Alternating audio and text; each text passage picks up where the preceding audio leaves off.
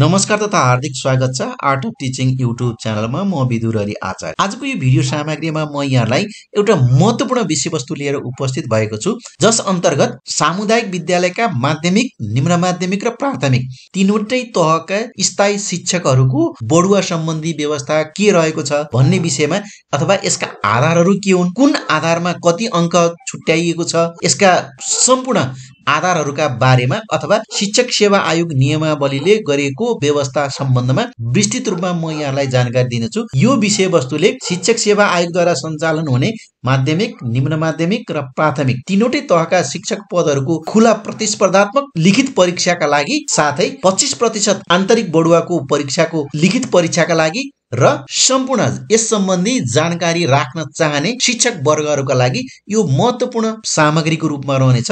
यसलाई अन्तिमसम्म हेरेर यस सम्बन्धी आफ्नो पृष्ठपोषण भिडियोको कमेन्ट बक्समा राखिदिनु म अनुरोध गर्छु। र शिक्षक सेवा आयोग नियमावलीको परिच्छेद 4 मा जुन बढुवा सम्बन्धी व्यवस्था रहेको छ, यस अन्तर्गत नियम 27 मा उल्लेखित कुरा के रहेको छ भन्दा बढुवाको निमित्त सम्भाव्य उम्मेद्वार बन्न सक्ने भन्ने व्यवस्था रहेको छ। जस अनुसार बढुवाको लागि उम्मेद्वार हुन सम्बन्धित श्रेणीको तहमा 5 शैक्षिक सत्रको नोकरी अवधि पूरा गरेको स्थायी शिक्षक हुनुपर्ने छ। सम्बन्धित श्रेणीको तहमा हुनु पर्यो र 5 शैक्षिक सत्रको नोकरी अवधि पूरा गरेको हुनु पर्यो, स्थायी शिक्षक हुनु पर्यो। यी तीनवटा अवस्थामा सम्भाव्य उम्मेद्वार बन्न सक्ने अवस्था शिक्षक सेवा आयोग नियमावलीमा रहेको छ। तर देखाएको अवस्थामा देखाएको अवधिभर कुनै पनि शिक्षक बढुवाको लागि उम्मेद्वार हुन पाउने छैन। बढुवा हुन नपाउने अवस्थाहरू के हुन् त भन्दा नियमावलीमा स्पष्ट व्यवस्था गरेको छ। पहिलो, निलम्बन भएकोमा निलम्बन भएको अवधिभर निलम्बन भएको छ भने त्यो निलम्बनको अवधिभर बढुवा हुन नपाउने अवस्था छ। त्यस्तै बढुवा रोका गरिएकोमा रोका भएको अवधिभर। तेस्रोमा, तल्लो पदमा घटुवा भएको छ भने घटुवा भएको मितिले 2 वर्षसम्म, घटुवा भएको मितिले जुन मितिदेखि घटुवा भएको त्यो मितिले 2 वर्षसम्म। र चौथो अवस्था भनेको तलब वृद्धि अथवा ग्रेड रोका भएको छ भने रोका भएको मितिले 1 वर्षसम्म। यो 4वटा अवस्था चाहिँ बढुवाको निमित्त उम्मेद्वार बन्न नपाउने अवस्थाहरू नियमावलीमा उल्लेखित छ। अब नियम 28 मा शिक्षक सेवा आयोग नियमावली 2057 को नियम 28 मा व्यवस्था भए अनुसार बढुवाको पद निर्धारण र बढुवाका आधार के हुन्छ, यसको बढुवाको पद कसरी निर्धारण हुन्छ र यसका बढुवाका आधार के हुन्छ भन्दा प्राथमिक, निम्न माध्यमिक र माध्यमिक तहको प्रथम र द्वितीय श्रेणीको रिक्त पदहरू मध्ये 25% आन्तरिक प्रतियोगितात्मक परीक्षा र 75% कार्य सम्पादन मूल्याङ्कन, जसलाई हामी छोटकरीमा कासमु भनेर भन्छौँ, अर्को भाषामा फाइल बढुवा भनेर पनि भनिन्छ। यसलाई कार्य सम्पादन मूल्याङ्कनका आधारमा पूर्ति हुने गरी व्यवस्था गरिएको छ, जुन 25 र 75, 25% आन्तरिक प्रतियोगितात्मक र 75% कार्य सम्पादन मूल्याङ्कनका आधारमा बढुवा हुने व्यवस्था नियमावलीमा छ। अब यो अनुसार बढुवा हुने आधारहरू के हुन् त भन्ने विषयमा म यहाँलाई स्पष्ट रूपमा यसलाई नियमावलीले गरेको व्यवस्थालाई व्याख्या गर्नेछु। यहाँले यसलाई अन्तिमसम्म हेरिदिनुका लागि म अनुरोध गर्छु। अब बढुवाका आधार नियमावलीमा भएका व्यवस्था के हुन् त भन्दा 4वटा मुख्य आधारहरू छन्। जस अनुसार नोकरीको ज्येष्ठता बापत 35 अङ्क, दोस्रो आधार शैक्षिक योग्यता बापतको 20 अङ्क, तेस्रो आधार तालिम बापतको 10 अङ्क र चौथो आधार कार्य सम्पादन मूल्याङ्कन, यसको 35 अङ्क गरेर कुल 100 पूर्णाङ्कमा बढुवाको अङ्क गणना गर्ने गरी व्यवस्था गरिएको छ। यो 4वटा आधारहरू छन्, नोकरीको ज्येष्ठता, शैक्षिक योग्यता, तालिम र कार्य सम्पादन मूल्याङ्कन। यो 4वटा आधारहरू बढुवाका आधारहरू छन्। र पहिलो आधार रहेको छ नोकरीको ज्येष्ठता बापत कुल 35 अङ्क विभाजन गरिएको छ। र त्यो 35 अङ्कलाई कसरी विभाजन गरिएको छ त भन्दा यहाँले स्पष्ट रूपमा चित्रमा देख्नु भएको छ। नोकरीको ज्येष्ठता बापतको यो 35 अङ्क गणना गर्दा, ज्येष्ठता बापत अङ्क प्रदान गर्दा सम्बन्धित तहमा स्थायी नियुक्ति भई अध्यापन गरेको भए प्रत्येक वर्षको 2.5 अङ्कका दरले पहिलो, त्यसपछि अस्थायी नियुक्ति भई अध्यापन गरेको भए प्रत्येक वर्षको 1.25 अङ्कका दरले बढीमा कति त यसको पूर्णाङ्क 35 अङ्क प्रदान गर्ने व्यवस्था गरिएको छ। तर तेस्रोमा हरियो बक्सभित्र यहाँले देख्नु भएको छ, महिला, दलित र अपाङ्ग भए 1 वर्षको अनुभव थप गरी 35 अङ्कमा नबढ्ने गरी सोही अनुपातमा अङ्क प्रदान गरिनेछ। कुल पूर्णाङ्कमा नबढ्ने गरी सोही अनुपातमा अङ्क प्रदान गरिनेछ। र एक शैक्षिक सत्रभन्दा कम अवधिको चान्चुन महिना र दिनको पनि समानुपातिक हिसाबले अङ्क दिने व्यवस्था छ भने गयल भएको र असाधारण विधा वा बेतलबी विधा बसेको अवधिको चाहिँ अङ्क प्राप्त नहुने व्यवस्था गरेको छ। यसरी यो नोकरीको ज्येष्ठता बापतको कुल 35 अङ्कलाई यो तीनवटा आधारहरूमा विभाजन गरिएको छ र यो कार्य सम्पादन मूल्याङ्कनको आधारमा बढुवा गर्ने प्रयोजनका लागि स्थायी सेवा बीचमा टुटेको छ भने सो अवधि कट्टा गरी जुन टुटेको अवधि छ त्यो अवधि कट्टा गरे बाँकी रहेको अवधि समेत गणना हुनेछ।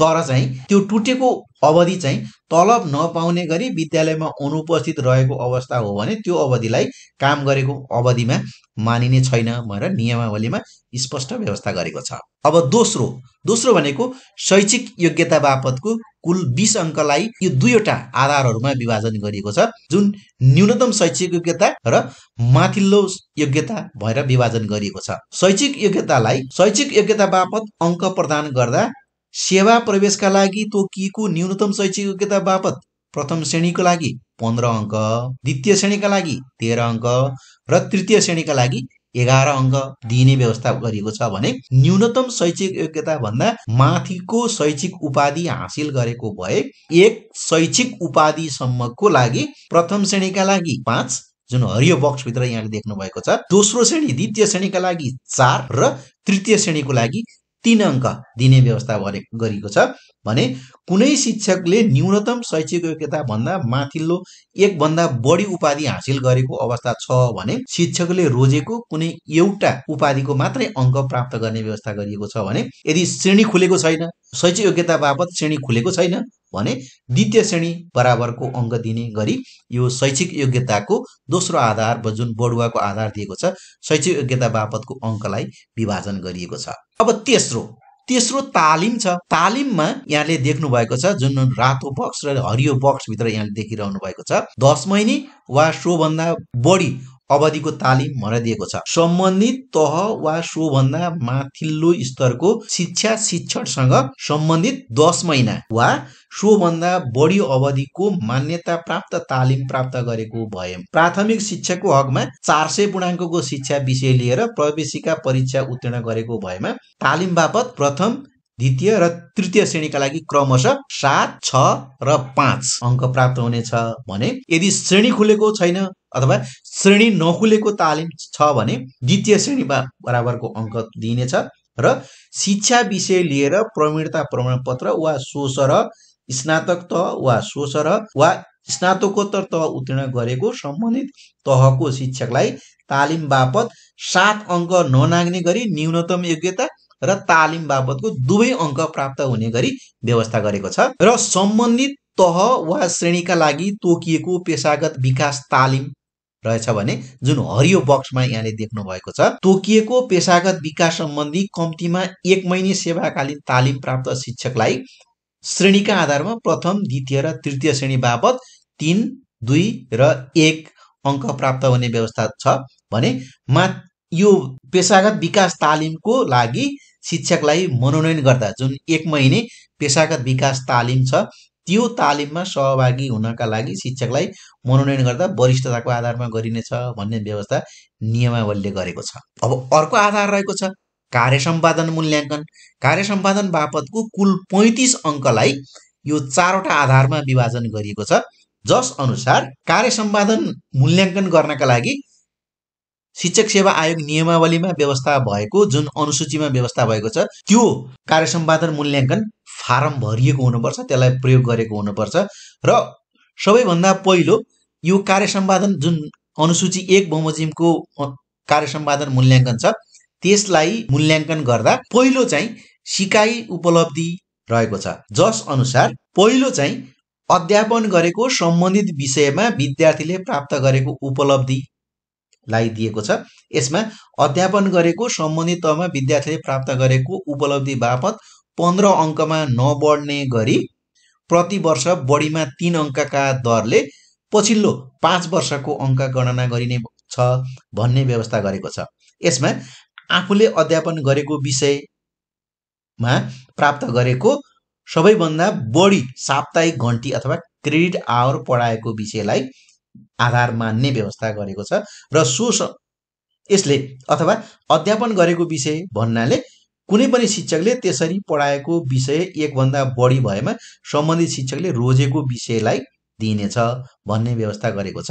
यो सिकाइ उपलब्धि बापतको 15 अङ्क गणना गर्नका लागि। र दोस्रो रातो बक्समा यहाँले देख्नुभएको छ शिक्षण सम्बन्धी अनुसन्धान वार्षिक 1 अङ्कका दरले बढीमा 5 अङ्क। शिक्षण सम्बन्धी अनुसन्धानमा शिक्षकलाई निजले अध्यापन गरेको विषयमा शिक्षण सुधारका लागि अनुसन्धान गरी प्रतिवेदन तयार गरे बापत प्रत्येक वर्ष 1 अङ्कका दरले बढीमा 5 अङ्क दिने व्यवस्था छ। र यो प्रतिवेदन शिक्षकको हकमा प्रधानाध्यापक र प्रधानाध्यापकको हकमा सम्बन्धित स्थानीय तहको शिक्षा हेर्ने प्रमुखले प्रमाणित गर्नुपर्नेछ भनेर कार्य सम्पादन मूल्याङ्कन फारममै यो व्यवस्था गरिएको छ।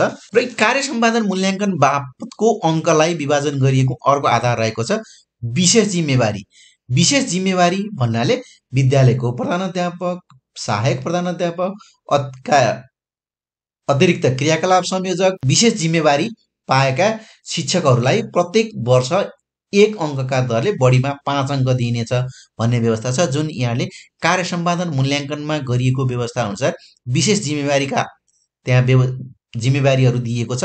ती जिम्मेवारी अन्तर्गतको कुनै एउटा जिम्मेवारी बापतको प्रत्येक वर्षको 1 अङ्कका दरले बढीमा 5 अङ्क दिने व्यवस्था रहेको छ। र अब अर्को रहेको छ कार्य सम्पादन मूल्याङ्कन। र कार्य सम्पादन मूल्याङ्कन 5 वर्षको 10 अङ्क औसत 10 अङ्कका दरले प्राप्त हुने व्यवस्था रहेको छ। जस अनुसार 10 अङ्क मध्ये सुपरिवेक्षकले दिन सक्ने 6 अङ्क र पुनरावलोकन समितिले दिने 4 अङ्क भनेर दिएको छ। जुन यहाँले शिक्षक सेवा आयोग नियमावलीमा स्पष्ट रूपमा व्यवस्था भएको प्राप्त गर्नुहुनेछ। पक्कै पनि यहाँलाई यो 4वटा शिक्षक बढुवाका 4वटा यी आधारहरू र त्यसलाई अङ्क विभाजन गरिएका विभिन्न आधारहरू जुन रहेका छन् ती आधारहरूका बारेमा यहाँलाई मैले जानकारी दिने प्रयत्न गरेको छु। र यो अध्ययन सामग्रीले पक्कै पनि यहाँलाई महत्त्वपूर्ण योगदान दिनेछ, अध्ययन सामग्रीको रूपमा रहनेछ भन्ने विश्वास गर्दै आजको सामग्रीबाट बिदा हुन्छु। धन्यवाद, नमस्कार।